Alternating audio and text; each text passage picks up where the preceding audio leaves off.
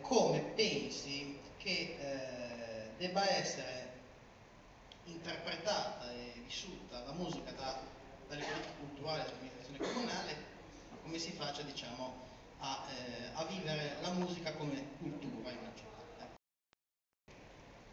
Ma la musica è secondo me un elemento fondamentale nel formarsi di una coscienza e di una consapevolezza anche politica delle nuove generazioni, delle nuove, e anche un potente fattore intergenerazionale, perché quelli che adesso hanno la mia età sono diventati giovani con i Beatles, da giovani sentivano i Beatles e i Rolling Stone, e c'è stato il primo Fabrizio De André, e c'è stata una continuità. Beh, dai, vabbè, c'era quello più soft, c'era quello più hard, era la parte più dura e cattiva. Stavo allora con la parte più dura e cattiva. Ma erano anche gli anni dei cantautori ed erano anche, sì, bravo, erano anche gli anni dei di nascita del cantautore. Sono ancora un collante importantissimo fra le generazioni che guardano a sinistra e che guardano alla democrazia.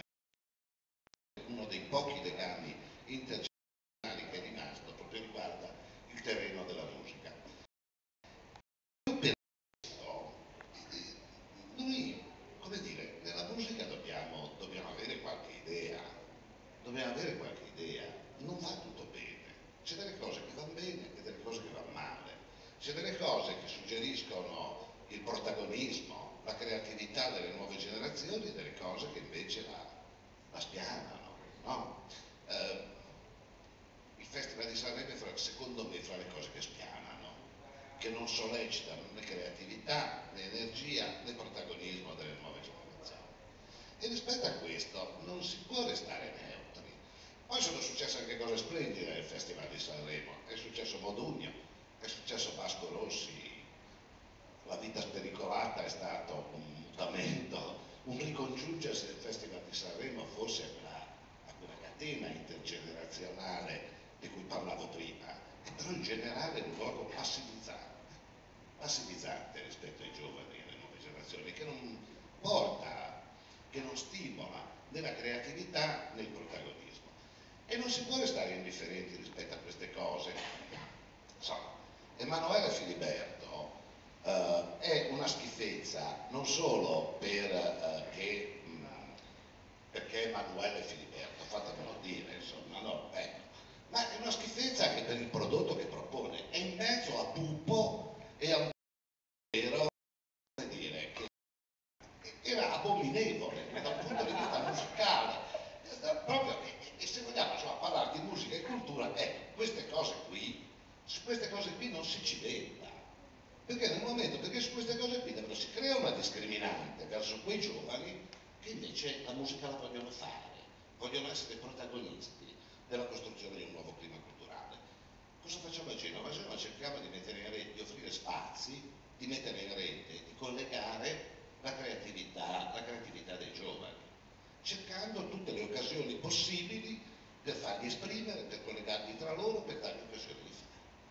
L'anno scorso è stato un anno straordinario, che è stato l'anno di De André, ma De André, santi Dio, è una discriminante, non è una cosa che va bene assieme a tante altre. De André è un modo di intendere la musica, la città, il rapporto tra la musica e il territorio, che non ha niente a che spartire con tante altre cose. La seconda cosa che voglio dire sui giovani è che oggi, fortunatamente, Sanremo, come i grandi colossal della musica, sono in crisi perché è successa una roba, è successa la digitalizzazione del suono, che è una cosa storica, straordinaria, no? Oggi i ragazzi hanno possibilità di fare musica, di accedere alla produzione musicale molto più ampia di quanto avevano un po' di tempo fa. Guardate bene, non sono nemmeno costretti a fare un compresso e a registrare una sala di incisioni. Un buon PC e una buona scheda audio oggi ti permettono di fare cose per cui prima avevi bisogno di un mixer e di una sala di registrazioni attrezzatissima, e cominciano a scambiarsi prodotti. maniera molto più sciolta e molto più